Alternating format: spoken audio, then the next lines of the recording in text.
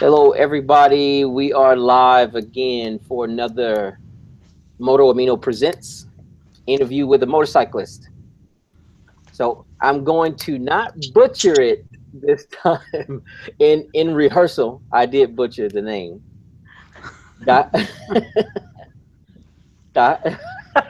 Hold on, I'm gonna do it. Dihalal or Dihalal. Thank you. There you go. No, guys, it is not German. It is not any other language. But if you don't mind, if you're too with it, go ahead and introduce yourself by the name and then by your names. Sure. And we'll go from there. Yeah, my name on the site is Dihalal, and that's just a combination of the short version of Diana, Di, and Halal, which is for it's a Jewish term for worship because music is important in my life. My co-partner here is Mark. This is my husband. He's my riding partner, and our third riding partner is down on the ground down here. He'll pick her up later. Yep, that is actually the co-rider that went on the trip this past few months ago that got started, or at least over a month ago. Yeah, this is Aggie. And there she is, Aggie, the princess. She's the navigator. Yeah, she's the navigator. And there's one part on the app that I saw where you guys were, and you posted a photo, and she was resting hard. Like she really had a whole long day of navigation that day. She did, yeah. That was a really hot day, and at the end of that day, she was wiped out, so she fell asleep before we could get her out of her kennel. So let's start with this. One, how long have you guys been on the app itself? Just not too long prior to our trip, my daughter introduced me to Amino, and so I searched a couple interests, and Motorcyclist was one, and that's when I got on. So just probably like maybe a week and a half before our trip. Okay. And the trip consisted of going from where to where? What was the actual full destination? Yeah. Full destination of it? Well, the trip consisted originally of predestination plans that none of them worked out. Right. So the wonderful thing about being on a motorcycle is you just sort of throw the map away and take what comes as you go along down the road. Right. So we ended up in, Idaho, Utah, Colorado, Wyoming, Montana, South Dakota, Washington, and then we made it back to Oregon. Back around, yeah. We originally were going to go to the Grand Canyon, but traveling with a dog, the heat between here and there, while the Grand Canyon wasn't too bad, it's getting there. We were going through some areas that were just too hot to do with her. Got you. But those areas, those states are actually some beautiful places to ride from what I hear. It's very beautiful, yes. We certainly saw some beautiful countryside. So what do you ride, Diana? What motorcycle do you ride? I'm currently riding a Harley Fat Boy. I'm gonna come back to that in a second. And you, yes, Mark, we have a divided family. What do you ride, Mark? I ride a Honda. I ride what they call it's a Honda VTX Retro, and it has an 1800cc motor in it. Okay. That I've done a little bit of a power upgrade on. So I have to come back to it because a lot of people may not know, but some people do know, I believe, on this app. Fat Boys are famous from one movie that we all saw. Yeah. And is this the same Fat Boy that you may ride, similar to that one that was in Terminator? Yeah, it was the Terminator model was earlier. Mine's a 2004, but it is the same bike. It's just I have the newer model. Okay. It's a pretty good sized bike. Yeah, it's a good sized bike, and it has a what am I looking for? It's got a booster on it. It's got a turbo on it. Are you serious? Yeah, a little more powerful than it came. Yeah, it was that way when I bought it, and I love it.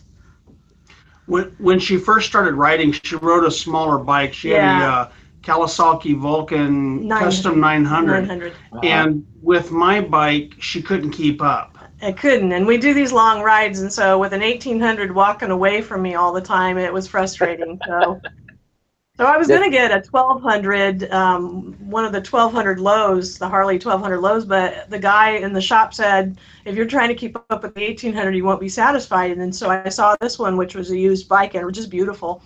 And so I sat on it, felt good, and we went ahead and bought it, and I have not been sorry. That's excellent. Yeah. Now, you've been riding for how long, Mark? I rode before we got married for, I don't know, about 5 years. And then she's a family nurse practitioner, and she'd never been on a bike. And so when we got married, she asked me not to ride until she was ready. And I kept that promise for 28 years.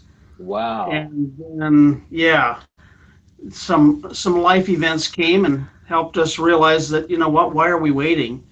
And so then she took a course, fell in love with it. We've been riding ever since. So, what, 4 or 5 years now? 4 years, yeah.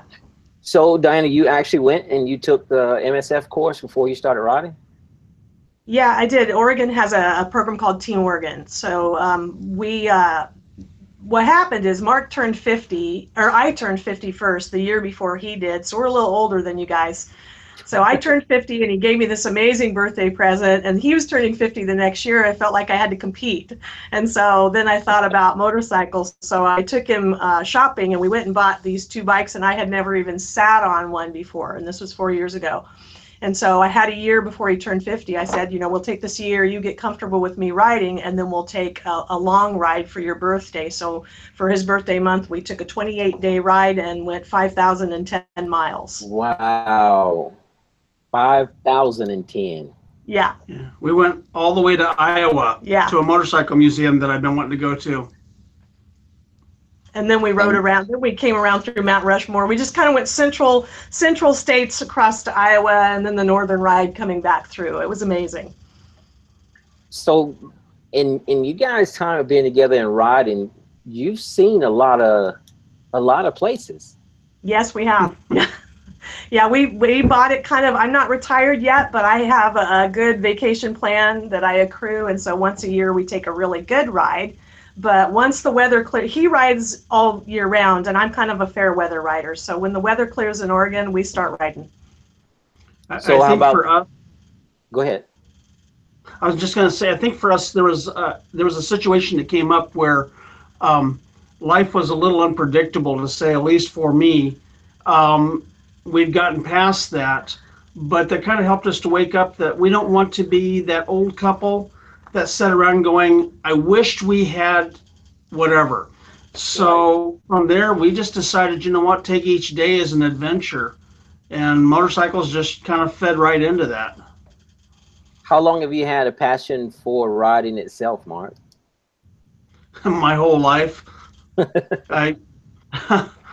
When I wasn't riding because I was maintaining a promise that I'd given to her, never stopped me from watching every motorcycle movie I could find.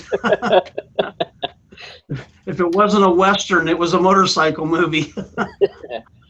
If John Wayne could have been on a motorcycle. Yeah, I told somebody that I gave up riding Broncos and took something a little more predictable, a different type of horse. I can see that. I can see that. Yeah. Travels of riding your motorcycles in these different states, different places. Both of you, one at a time, which was the best place or your most favorite location that you've ever been in? Okay. Well, for me, it's in South Dakota when we went to Custer State Park. And Oregon is a mandatory helmet state, and I'm a nurse practitioner, so I'm kind of a mandatory helmet person. But in the state park there, it's 35 miles an hour gravel road, and you're out in the middle of all the wildlife. And so we went ahead and took off the helmets and came down. Took a little talking on my part to convince her. But we did, because everybody's looking at the wildlife as you're riding through, So that may not have been a fast ride, but to ride the bikes through that park with the bison and everything. One of the bison wandered through in front of us about maybe 10, 15 feet away from us. That was amazing. And then after that, we went up and took the Needles Highway, which is stunning. So that was my favorite. I've heard about that as well, too. Yeah. What about you, Mark? I can't say that I have a favorite. I'm kind of everything is great. I love every place that we've been. There's several roads that we've taken here in Oregon. I love all of those. We were in the Tetons in Wyoming. Love that. Glaciers in Montana. I kind of like what God created every moment that we see it. So. Got you. So on all of these trips that you guys have gone on since you've been together, have you always had your co-pilot go with you? She was not with us on the first trip. Aggie is 3, and so we got her 3 years ago. The first trip was 4 years ago. She was 2 months old when she first started riding with us. Yes, we got her specifically to ride the bikes with us. So we bought her when she was 2 months old, and the first weekend we had her, we put her on the bike and took her on a camping trip. So if she hears a motorcycle, she's ready to go. That actually sounds like 2 of my boys. Yeah. You got them just to ride motorcycles, huh? This youngest one, as soon as he hears it starts up, or if he even hears my neighbor's bike start up, he runs to the door. She's funny. She knows the exact sound of my bike. She does. So while she likes other motorcycles, she knows mine in particular, and she gets really excited when she hears it. It is funny though, she's gone to a lot of motorcycle rallies with us, and it's not uncommon for her to see somebody in chaps and she'll just lean against their leg because she knows they're a friend. So. Wow. That is amazing. that's a sight to see. She's a biker dog, yeah. The sight to see though is these big scary biker looking guys who get all excited and almost kind of girly going, oh, what a sweet little dog that is. Just ruins their whole image. Dogs can break us down and show who we really are. Sure. They really can. Now, you guys also, we talked briefly last night, and we were discussing about what we do. You being a nurse practitioner, Mark, would you let them know what you do as well? I'm actually been a minister for 32 years, which kind of catches people off guard. They see me with my tattoos and my motorcycle with skulls all over it. I just tell everybody I missed the course in seminary that told me how I was supposed to dress as a pastor. So that part of pastor school, I didn't go to that class. No. And how long have you actually been involved in ministry? 32 years. So a long time. And when we first met, we were both in ministry. So. Did you ever think about, because I've heard of this before as well too, but have you ever thought about all the traveling that you two do when the opportunity presents itself, especially for Diana to be able to leave work? You ever thought about going on the road and ministering while you guys are on the road? We always do. Yeah, he's toying with the idea of that being a formal part of his ministry, but we certainly use whatever opportunity we can to be there for people if they have some kind of need in that respect. Yeah. It's been interesting when we go to rest areas or restaurants. I don't know. Seems like there's always somebody that we end up talking to whose life is a little going through a struggle, let's say. And I think God has his way of doing things. Yeah. I was, speaking of that, I was actually riding myself and came to a gas station. It rained when we left the motorcycle meet Saturday, and I changed into the car. As I was driving by the gas station near the house, saw a gentleman staying out of the rain. On the way back, he was still there. My gas light came on.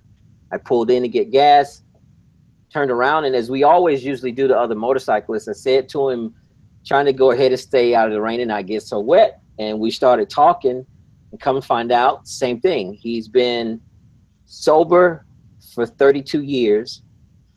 He's been, what he says, I've been riding for God for 32 years. Yeah. The day he became sober was the day that he took his first long trip on his bike, and he ended up out in Arizona. And while he was there, he said he and God had the longest conversation that he'd ever had before. And that's the night that he truly remembers not only coming closer to God, but knowing more about who God was and what purpose he had. And we started talking, and by the time we got done, I'd already filled up the tank. He heard it clack to say I filled up the tank. And I had pizza in the car, and it was probably getting cold. But he said, I'm going to go ahead and let you go. And I told him his name was Roy, and I told him I needed to get his name. And I asked, where was he from? And he said, Tennessee. And I said, do you live here in this area? And he's like, no, just riding through, just doing what God told me to do. And I told him, I said, you know, my mother right now would jump on board with this. She would love to talk to you as well. And look over at me and say something funny, such as, see, you don't know Jesus. You bad, something like that. But I do believe that there was a reason for it. I saw you as I left. I saw you here. My light came on. I stopped to get gas. And it was a great talk. And he didn't say that he was out ministering. He just stated that he's riding. Every now and then when he gets the opportunity, he takes these long rides. And he just talks to whoever he actually has the need to talk to, or he's actually told to talk to. Yeah, that's the deal. Yeah, the motorcycle community is just kind of a fun community. This is a new experience for me, you know, not having done that before, but there's just all these guys and the gals, kind of a tough group of people, but they're super sensitive and very willing to tell their story and very willing to say, hey man, I need a shoulder or something. And it's very, it's raw and it's real. It was the biker that actually got me back into church. Yeah. So. Yeah. And it wasn't strange, but I do remember at the end before I left, and a lot of the people who probably are gonna see me, I'm gonna prove how big of not a lost soul I am, but off the path soul I am. But he and I were standing in the gas station in the middle of a racetrack gas station, pretty large gas station, and we're standing between both pumps, between his Harley and my car, and we're standing there praying out loud. And because he asked me before, he said, do you have a problem if I ask you to pray with me before I leave? And I said, no, I don't have an issue. He said, good. So we started praying. When we got done, turned around and looked to my right, and there were these two Camaros. I guess they were coming from a car show because they were real souped up, really nice, large wheels on them, the whole nine. I didn't realize it while we were praying, but prior to, they had their music up. They turned their music down. And these two guys actually were standing on the opposite side of the pumps closer to us with their heads bowed. And I thought that it was a real big deal. And I said, look at the movement. I said, look at the movement that you just started. And he said, no, I never started this, man. I just came here because he told me to. He started this. That's right. And I told him, I said, you know what? Seriously, you would really make my mother just knock me over the head with a wooden spoon right now if you keep this up. I think sometimes, you know, people have a tendency to look at, especially the hardcore biker community, and they kind of have this persona that these guys are just too hard to talk to. Right. My perception of having been around a lot of these guys is they talk tough, but they really have hearts of gold. You know, they're really there for one another. And, you know, I go to a lot of the biker rallies and stuff, and some of the old school ones, there's some pretty rough characters. But even in spite of that, you know, they're there for one another. And that's what I really like about the biker community. And you know, I see that as well, too. I remember seeing it when I first started riding in large areas of rides with groups. People stopping to help you, even to a point of your gas light is on. Come on, let me grab you some gas. Stuff like that when we ride together. Yeah. And I think that's what I'd hope that we project on the app with Moto Amino, is showing not only is it a community on an application, but it's also a community off the app all over the world when it comes to motorcycling. Right. We all have a common goal or common interest. And it doesn't matter where we're from. You know, we have a couple of people from Norway, a couple of people out of France, a couple of people out of, a lot of people out of Canada. Some out of Vietnam as well too, and Philippines, and then we have stateside. I mean, it doesn't matter. If we were able to hold a motorcycle meet with any of those countries, any of those locations, I have a feeling truly deep down that if we held a meet together in one spot, that it would be like we never ever didn't know each other. it would be that great of a community type thing and a real close-knit deal. Right. Yeah. Right. I think it's great to be able to exchange ideas too, because there's things that we've learned from other bikers, and there's things that they learn from us, like taking a dog. We talk to people all the time that are like, we've always thought about it, but we had no idea how to even get started with it. Right. So we'll actually have people take pictures of our carrier and how we hook the dog up. People talk to us about we have helmet-to-helmet communication, and they want to know what that's like. And I lovingly tell the husbands they better like to hear a lot of conversation, because that's what's going to happen. but it's all good. I would look forward to the conversation with my wife. Once we get 100% out on the road together, that's the only reason why I want the Bluetooth, is because I need that. So I'll hear in her voice how she's really doing, how she's really feeling about the ride itself. Right. Well, it's kind of fun when she gets to just enjoying the scene and she starts humming songs, you know, and I like that. It's just kind of, it's kind of a weird thing. You're seeing the same stuff, but you have two different perceptions of it. Yeah, yeah. And so you can both be talking about it. And it's really cool to be able to connect like that. That was a really vital piece of our learning to ride together, not having ridden before, and Mark being a more experienced rider. When we went to South Dakota, the weather wasn't great, and the roads there was a significant portion of the road that was muddy, kind of clay, kind of gravel, and wet, and I was real uncomfortable on my Vulcan at that point, which is still a big bike. And so Mark was riding in front of me, and he kind of paved the way, and we could talk lifetime between each other. And he just walked me through that kind of rough little bit of the ride there, that we could do that because of that communication. So that's really cool for a partnered couple to be able to do that. Yeah. And I see a lot of people do it in group rides. I know one of the guys, Mac Daddy Moto, that does a live stream on Saturday nights for the app. They actually, he told me about a moment they were doing it with their Bluetooth devices in Kentucky, and it was a few of them. And somebody was giving direction that there was something in the road, and you could hear it just go back in tandem to the last person. Right. Everybody acknowledging that piece in the road. And it's, to me, knowing our signals and the whole nine with our hands is great, but it's quicker, it's much more concise, and it just feels good to hear the voice of the persons that you're riding with as well too. Well, let's face it, you're going down the coastline. What are you looking at? The ocean. Yeah. You're not necessarily looking for all the hand signs, and so there's going to be things you miss, you know. And that is understandable. I can see that. I can definitely see that. Yeah. It was really cool on our trip. I mean, there's the safety feature there, but there's also the, hey, did you see that antelope kind of that we can actually say to each other. But with my wife, though, it would be, baby, did you see that big turtle? I have no idea what it is.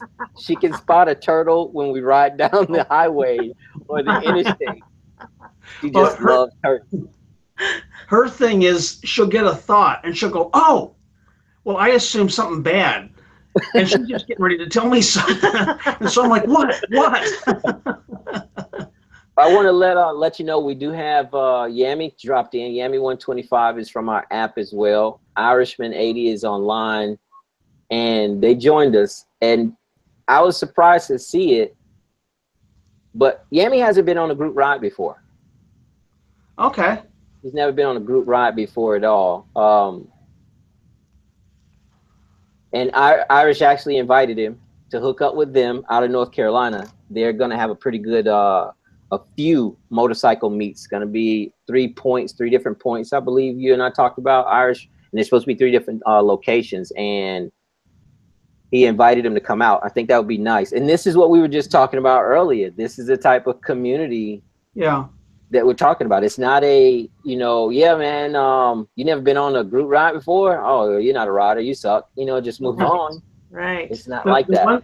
The one thing I remind people that have never been on a group ride before is they got to make sure that they stagger.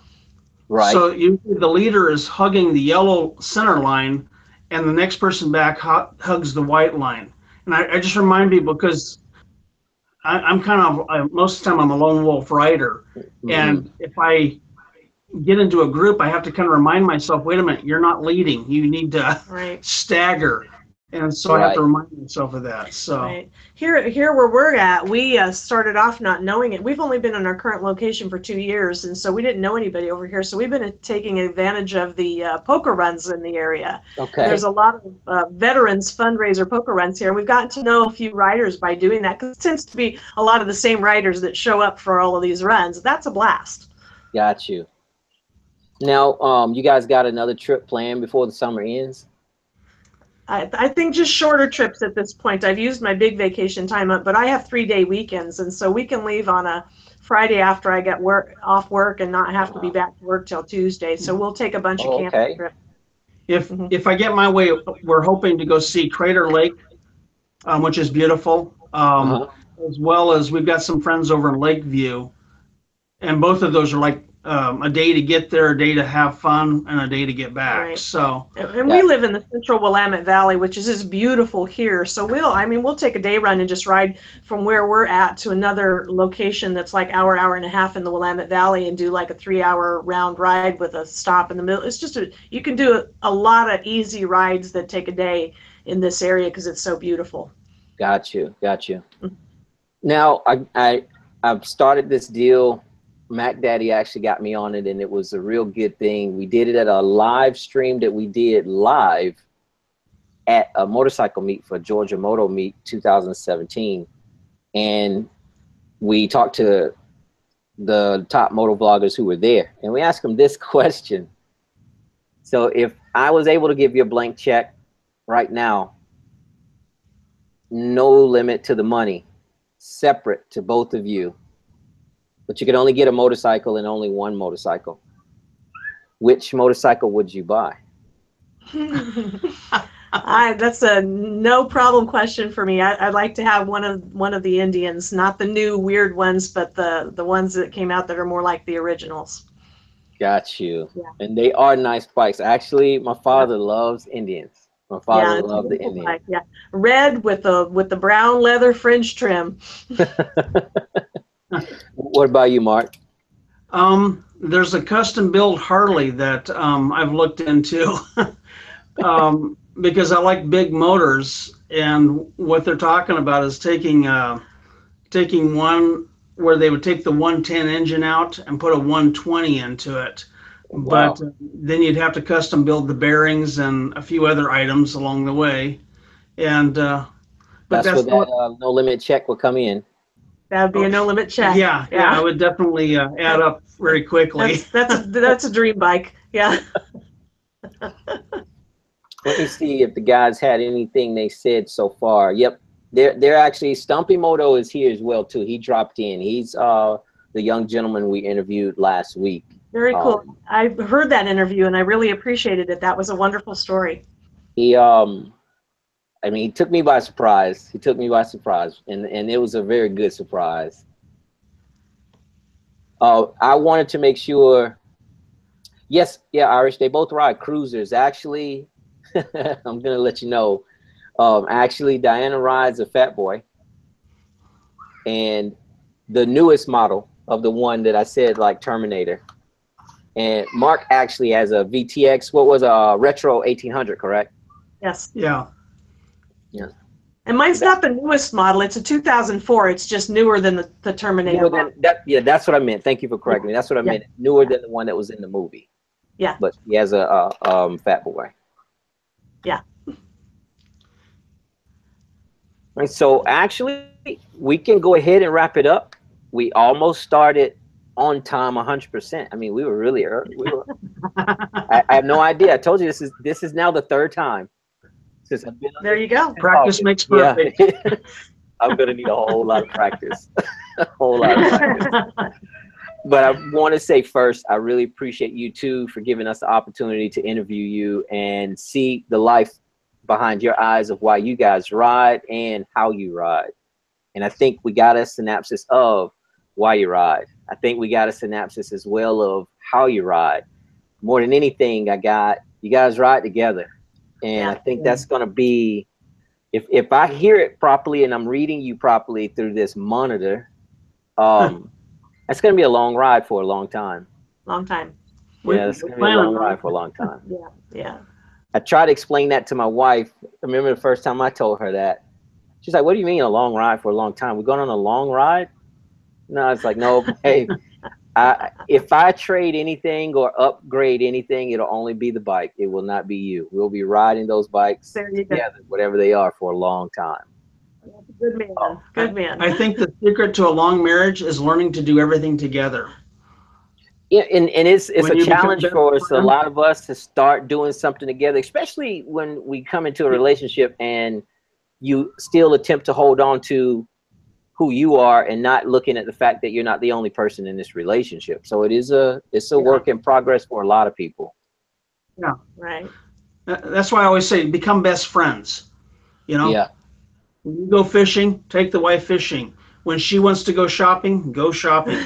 You know, it's a mutual thing, growing together. So, you know, one of the things I want to ask too, I almost forgot. I'm glad we started on this one. One of the things I like the most about my wife and I doing things together is when she's just standing by me and I'm working on the bike. Yeah. She doesn't have to do anything. She doesn't have to, because she knows how to do it on the cars. I mean, her father's a diesel mechanic for 30 years and her brothers as well. Riding is in the blood all the way back to the grandfather, working on their own bikes. He used to call her Lizard. She used to ride on the back since she was probably 4 years old. And when I say ride on the back, I don't mean neighborhood rides. These were Ormond Beach up to Atlanta kind of rides. That's the rides they did. Right. And she can do it. It's just that I just like having her around when I'm doing it. The conversation. Yeah. Or sometimes the, baby, that's a 10 millimeter. You have a 12 millimeter. That's a 10 millimeter. Like, why don't you just give it to me instead of making me feel bad? It's just hanging out. That's what we like to do, hang out together. And so the bike is a great way to do that. And so for you guys, your communication, like you said earlier, Mark, and you guys riding together, it seems like that's what it is that just brings it out even best for you two. Yeah, it does. It does. Well, let's say here's to you guys riding even longer, all the way up until you have to get new prescriptions for both of you, not reading glasses, but even bifocals as well, that we still ride. Till we have to get spiders. How's that? Oh yeah, even past the spiders, and as long as Aggie is around, Aggie comes as well too. That's the truth. Hey, if you're ever in Oregon, look us up. I'm gonna keep following you guys on the app. Period. Super. We'll always be there, or you'll see me always say something about what you post. Period. Super. Thanks. We've been talking. You know, things that to post were things about how to take a dog on a trip. We have some things we'd like to post about that. Some of the benefits of taking the side roads rather than sticking to the highways. I think that those would be some great reads. I mean, in all honesty, you're giving your experience to the rest of us as well too. And like you said earlier, I believe that there's probably a lot of people who wonder, how could they take their dog with them? How could they take their pet with them on a ride? Well, and we've had some crazy things happen to us, and we've learned not to panic. And, you know, blew a tire in the Tetons, lost our trailer hitch in the middle of Montana. I remember that one. Yeah. You know, so how do you deal with those things and not panic? And so sometimes those are helpful too. Yeah, I believe so. I think that would be some great posts and reads for us to see. You guys get an opportunity and post them up, and we'll make sure that the front page gets them so everybody can get a chance to see it and read through it as well. You never know, it might start a whirlwind and a tornado spiral, and they start contacting you privately, asking you private questions about, what do you think about this? How does this work? Hey, that's cool. But we also are learning from everybody else out there who's posting their stuff too. That's great. Yeah, I think that's the part of the community that's great. We all learn from one another. I remember earlier this morning, we had one of the users ask about how to take a cotter pin off of one of his bolts. Right. And my wife said, and this is my wife, she's not here, so I can say this. My wife said, he knows how to take a cotter pin off. I think he's just asking to make sure he's doing it right. And I was like, what do you mean? And she said, it's easy. You just go ahead and pull this one down, pull that one down, pinch them together, take a pair of pliers, pull them out, right? I was like, are you asking me or are you telling me? Because I think you already, just hold on, let me say what you said and I'll type it so he'll have it. Like, seriously? Well, I think he knows how to do it. He was just asking, right? I think he was just asking just to make sure. And that's what happens. I know he posted it, and I actually typed what she said verbatim and sent it to him, and he responded back. And I told her, I said, you know, I should have put in there, this is what my wife said. So you didn't think it was me trying to be the guy that's the mechanic. No, I'm not always the mechanic. I get the information from her. But I do learn a lot as well, too. Like you guys said, I learn a lot from a lot of the other users on the app on things to do. And I met some very great people, actually, that are local as well, that are not local through this app that I never would have met. And I can say this, Rever is one app. Where to Ride is another app that's out there. There's quite a few apps that are on both platforms of Android and iOS, and then there's just some that are on iOS.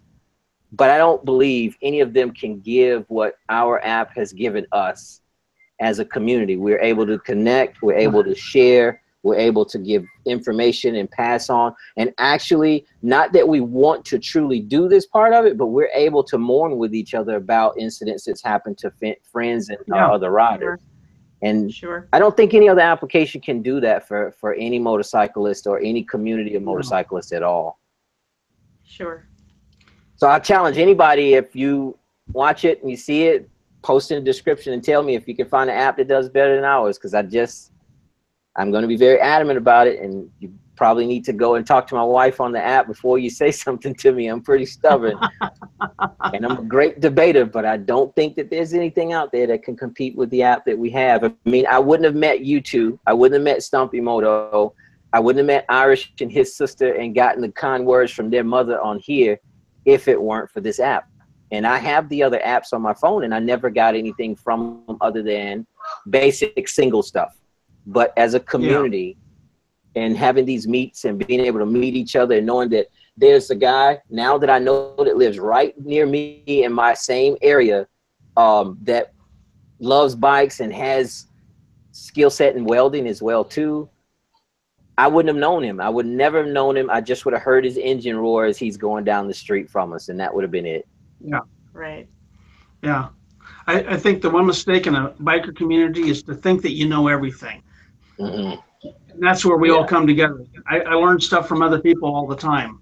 So it's fun. So again, I want to thank you two for joining us and letting us do this interview, letting us know more about the two of you and what you like and what your passion is. So is there anything that you'd like to give more advice out to any of us?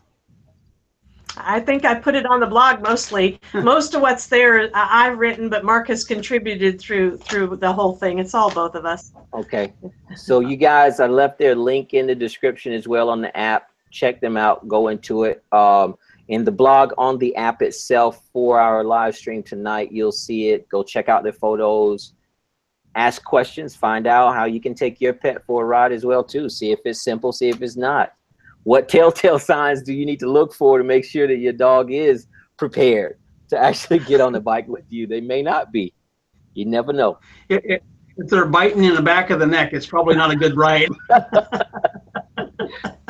All right. So thank you guys for showing up in the live chat as well too. But I want to make sure that everyone who's involved with helping us get this moving and get this forward, thank you for the support. And you too as well. Thank you for giving me the opportunity to present you and show you to the rest of the world who you are and how you guys ride.